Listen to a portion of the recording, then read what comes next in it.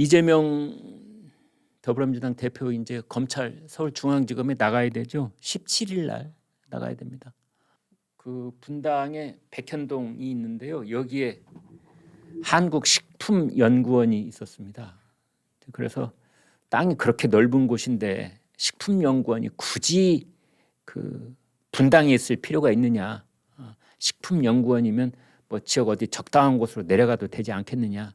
이제 내려가고 그 땅이 이제 빈 땅이 된 겁니다. 백현동에. 그런데 이게 이제 식품연구원이 있던 자리긴 하지만 자연녹지인 거예요. 식품연구원은 공공기관이니까 자연녹지에 이제 들어서 있는 거고. 그래서 이 자연녹지에는 아무도 그 무엇도 지을 수 없는 땅. 이게 자연녹지입니다. 그대로 보존해야 되는 땅. 그런데 이 땅에 군침을 흘리고 있는 회사가 하나 있었으니 아시아 디벨로퍼. 여기에서 이 땅에 쓱 보니까 야, 저 땅에 아파트 지으면 이거겠는데 그런데 자연 녹지네. 불가능을 가능으로 한번 만들어 봐야지. 이제 이런 땅이 좋은 이유가요. 불가능한 땅 두 가지 이점이 있습니다. 기가 막힌 이점이. 첫 번째, 땅값이 쌉니다. 아파트를 대규모로 지을 때 금싸라기 땅에 지으면은 원래 땅값이 비싸기 때문에 이문이 몇 푼 안 남는 겁니다. 아주 헐값의 땅을 사야지. 그래야 좋죠. 헐값의 땅을 산 다음에 부지 용도를 아파트를 지을 수 있는 땅으로 인허가를 받으면 얼마나 좋겠습니까? 그죠?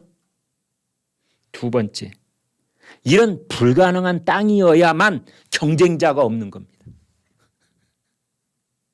아무도 돌아보질 않아요. 이 땅. 야, 그 땅에 어떻게 아파트를 지어. 택도 없는 소리 말어. 지금 자연 녹지잖아. 준 주거지까지 가려면 4단계 점프를 해야 되는데 30년 걸려봐라. 그게 되는지. 다른 시행사들은 일단 쳐다보지도 않는 겁니다. 이때 선견지명이 있는 아시아 디벨로퍼. 이름이 정바울인가 그렇습니다.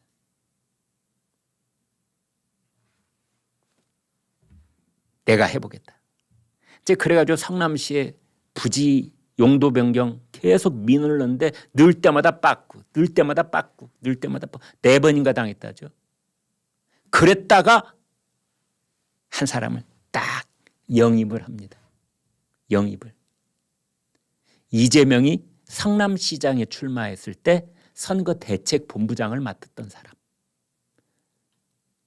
지난번에도 말씀드렸다시피 시장 선거가 있을 때 선거대책본부장이 있고 그 시장 후보가 당선이 되면 갑자기 채권 채무 관계가 바뀝니다.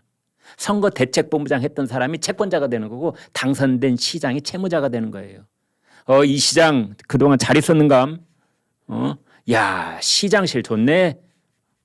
야, 시장 되니까 때깔이 달라졌어. 이제 이러면 내놓으라는 소리입니다. 그래서 이 사람이 아시아 디벨로퍼에 들어가 갖고 갑자기 불가능했던 그것이 가능이 되는 겁니다. 자연 녹지가 준 주거지 4단계 점프. 그래서 아파트도 짓고 상가도 짓고 다 지을 수 있는 땅이 되는 겁니다. 땅이 그냥 그쪽에 있는 자연인이나 사는 땅에서 갑자기 금싸라기 땅이 되는 겁니다. 그래 가지고 거기서 이제 나온 그게 뭐 성남 R&D PFB인가 하는 그런 이제 시행사가 만들어지고 거기 이건 좀 다른 겁니다. 다른 겁니다. 네. 지금 제가 정자동하고 이 동이 많아가지고 대장동, 백현동, 정자동 공부를 하다 보니까 제가 머리가 썩 좋지 못해가지고 자꾸만 헷갈리는데요. 아무튼 제가 네.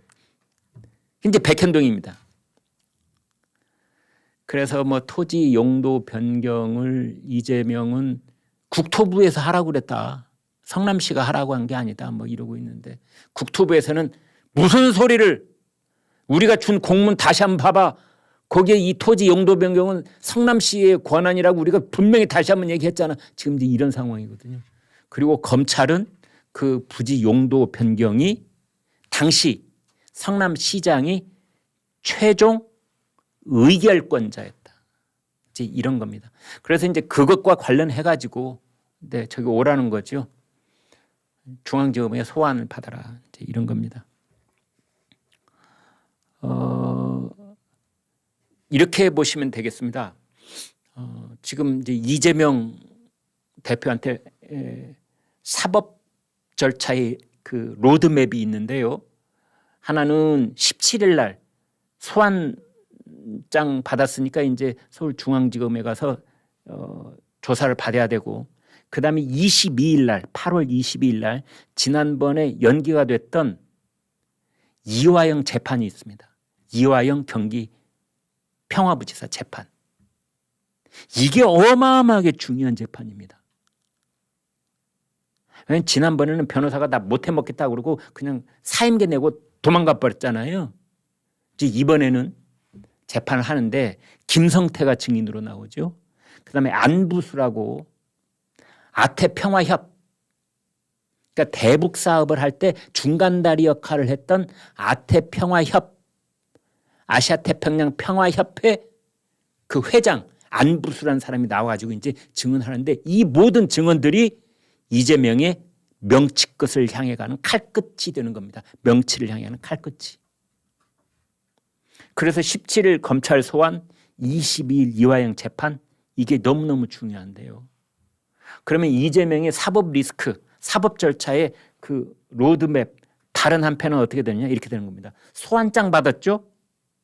소환장은 왜 발부했을까요, 검찰이? 그렇습니다.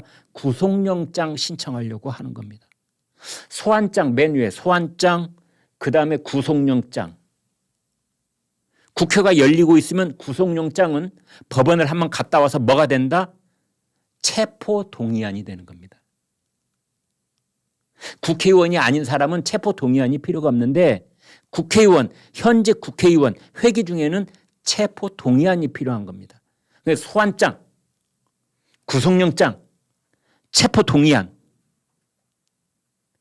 이제 그래서 그 다음 단계가 뭐냐? 그렇습니다. 공소장입니다.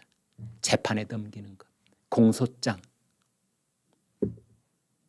공소장 다음은 뭘까요? 판사님의 판결문이죠. 네. 소환장, 구속영장, 체포동의안, 공소장, 판결문.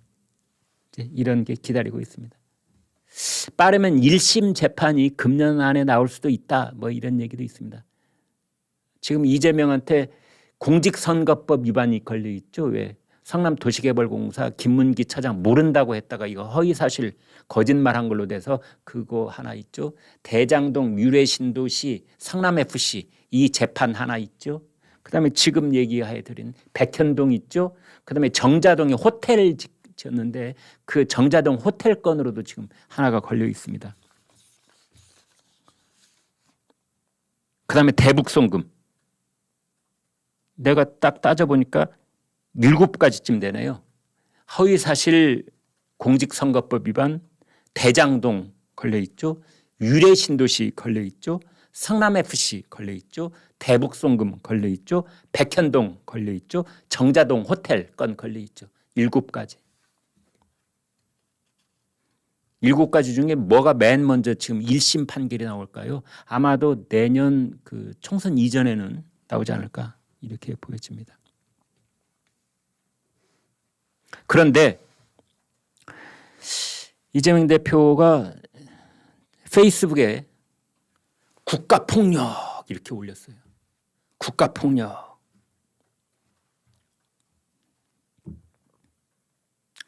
저 국가폭력이라고 페이스북에 올린 저걸 보는 순간 저는 속으로 이재명 고맙소 이런 생각이 들었습니다. 왜냐하면 저 정말 말 잘 꺼냈습니다.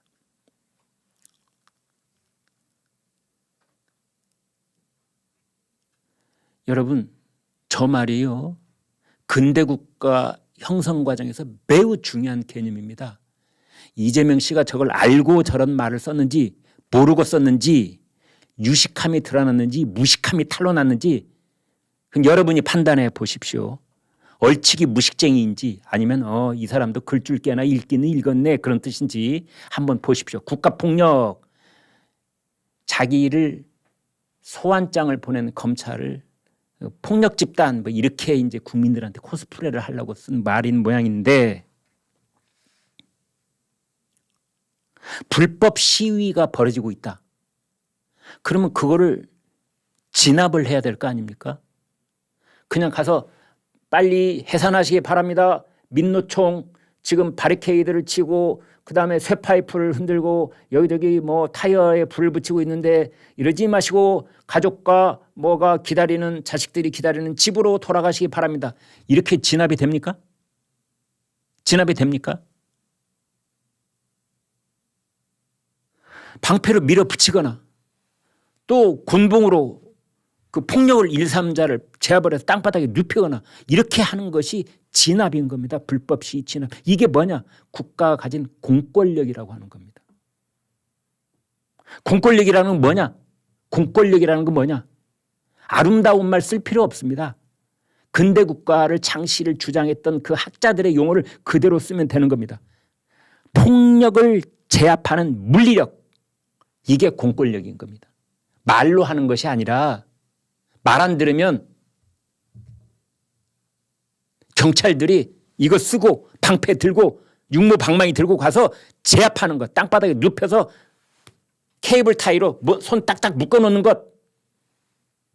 미국도 그렇고 프랑스도 그렇고 독일도 그렇고 영국도 그렇고 어느 나라든 일본도 그렇고 다 마찬가지입니다. 그게 국가 공권력이고 그것을 국가 폭력이라고 부르는 겁니다. 국가 폭력에는 뭐가 있느냐? 땅바닥에 눕히는 것. 불법 시위 난동꾼을 땅바닥에 일단 눕히는 것. 흉기를 막 휘두르는 놈 있잖아요. 여기저기에서 왜?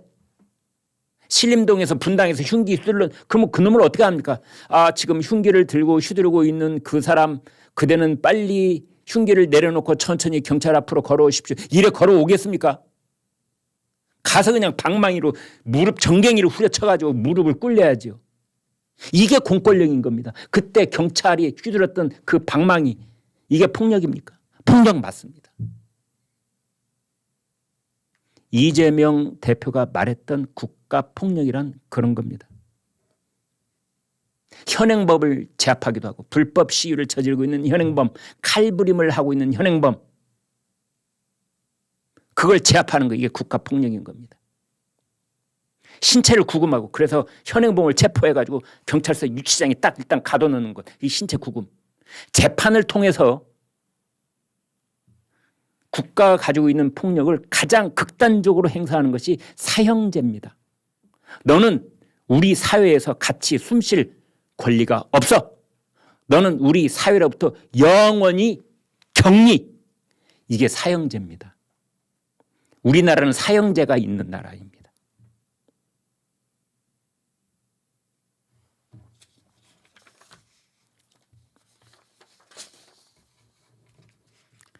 서강대 철학과의 최진석 교수가 몇 년 전에 국가란 무엇인가 라는 글을 발표를 해서 크게 반향을 일으킨 적이 있습니다. 제가 이 문장이 너무나 중요해서 제가 조선일보 수습기자 국어시험 문제에도 제가 출제를 한 적이 있습니다. 뭐라고 했느냐, 제가 그 핵심 부분만 빠르게 읽어드리겠습니다. 국가가 가지고 있는 가장 큰 특징은 배타성이다. 배타성은 배타적 동일성을 필연적으로 수반한다. 그래서 동일성은 대내적으로 적용되고 배타성은 대외적으로 적용된다. 배타성을 발휘하고 동일성을 유지하려는 힘이 폭력이다. 그래서 국가는 폭력을 사용할 수 있는 배타적 집단이라고 해도 된다. 국가 안에서 폭력은 관리되어야 한다. 이 국가가 가진 폭력, 국가만이 행사할 수 있는 폭력이라고 그 국가의 모든 구성원들이 합의해준, 위임해준 폭력, 그것이 경찰인 겁니다. 이재명 대표님 아시겠습니까?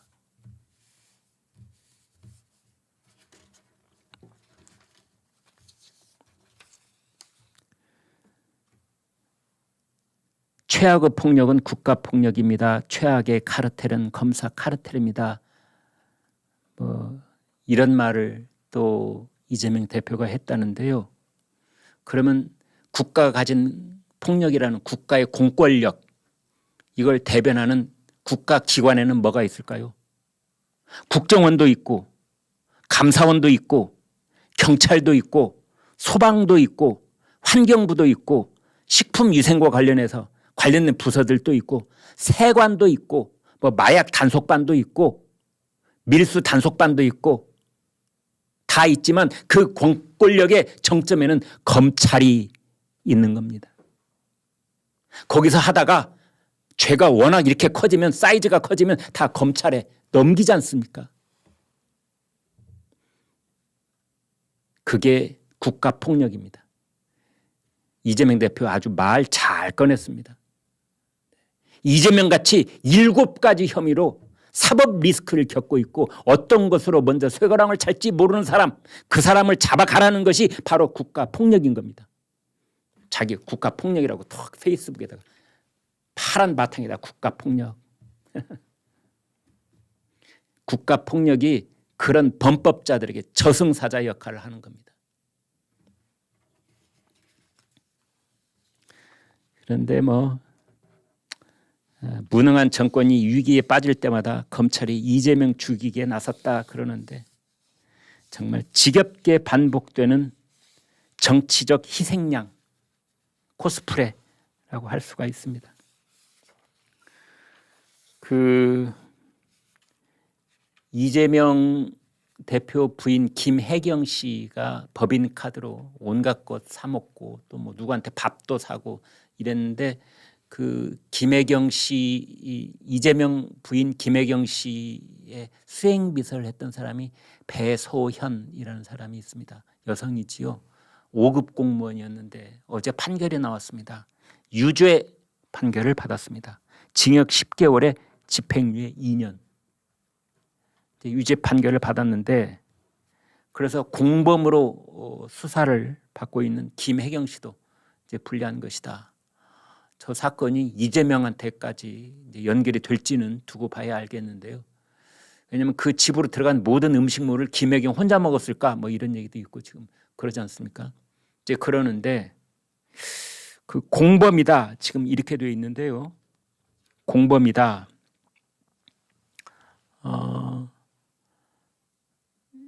우리가 그 예전에 여러분들 아마 예전에는 이런 신문에서 이런 표현을 많이 썼습니다. 주범이 있고 종범이 있다. 이제 이런 말을 썼는데 우리 지금 현재 우리 형법과 형사소송법에 주범이라는 말은 안 나옵니다. 정범이 있고 종범 이렇게 씁니다. 예. 그리고 똑같은 비슷한 책임으로 범죄를 저질렀을 때는 공동정범 이렇게 씁니다. 그러니까 공동정범이 아마 공범 이렇게 줄여 쓰는 말 같은데요. 여러분 법인카드로 가서 쇠고기도 사 먹고 뭐 삼계탕도 사 먹고 뭐 초밥도 사 먹고 뭐 샌드위치도 몇십 인분씩 주문을 하고 이랬다고 했을 때 그때 여러분 보시기에 김혜경이 있고 그 밑에 이 배소연이 비서가 있다면 누가 정범이고 누가 종범입니까?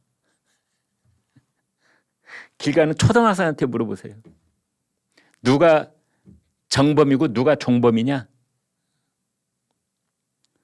제 입으로 답변하지 않아도 여러분 다 아시겠죠. 근데 현재는 정범, 종범이 아니라 공동정범이다 이렇게 표시가 되어 있는 것 같고 나중에 우리 형법에는 교사범이라는 건 있습니다. 시키면 교사범이 되는 겁니다. 네가 법인카드 있잖아. 그거 가지고 사와. 자꾸 나한테 물어보지 말고 그랬으면 이제 교사범이 되는지 따져볼 일입니다. 제가요 이 심장에 뭐가 이상이 있어가지고요 응급실 신세를 프렌치 파라독스를 얘기를 해야 돼요. 심장병이 적어요.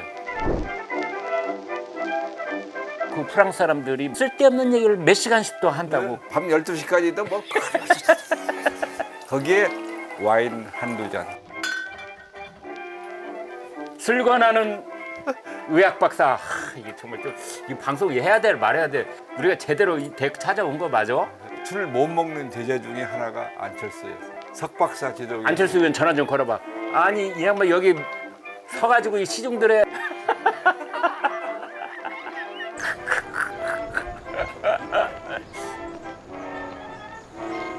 정답을 강요하지 말라고.